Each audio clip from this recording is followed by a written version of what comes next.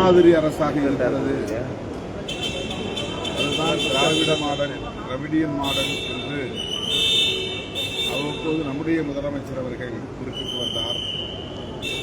அதை உறுதிப்படுத்தக்கூடிய வகையில் ரேவந்த் ரெட்டி அவர்களின் உரை அமைந்திருப்பது மகிழ்ச்சி அளிக்கிறது, பெருமை அளிக்கிறது.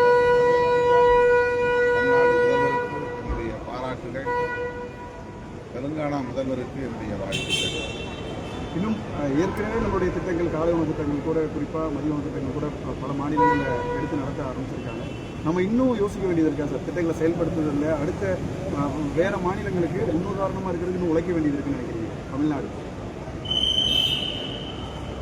பிற மாநிலங்களை ஒப்பிடுகிற போது தமிழ்நாடு கல்வி உள்ளிட்ட பல தளங்களில் வளர்ச்சியடைந்திருக்கிறது.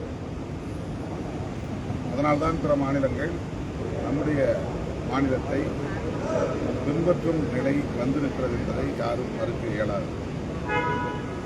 மருத்துவ கல்வி மற்றும் உயர்கல்வி ஆகியவற்றில் இன்றைக்கு தமிழ்நாடு மிக உயர்ந்த இடத்திலே இருக்கிறது.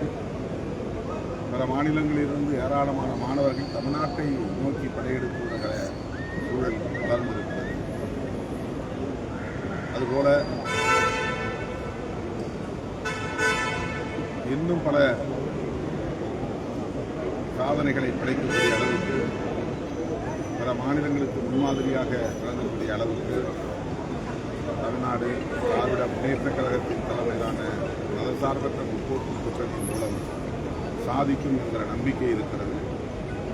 தமிழ்நாட்டு மக்களின் பேராதரவு இந்த கூட்டணிக்கு தொடர்ந்து அடுத்தடுத்து பல தேர்தல்களில் இதன் மூலம் கிடைத்திருக்கிறது என்பதே அதற்கு சான்று.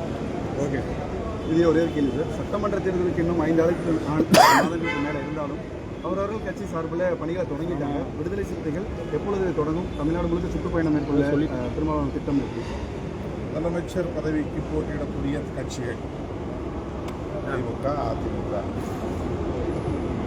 புதிதாக தமிழக வெற்றி கழகம், இந்த கட்சிகள் தான் இப்போது முன்கூட்டியே தேர்தல் பணிகளை தொடங்கியிருக்கிறார்கள். அது அவசியமானது கூட. விடுதலை சிறுத்தைகளை பொறுத்தவரையில்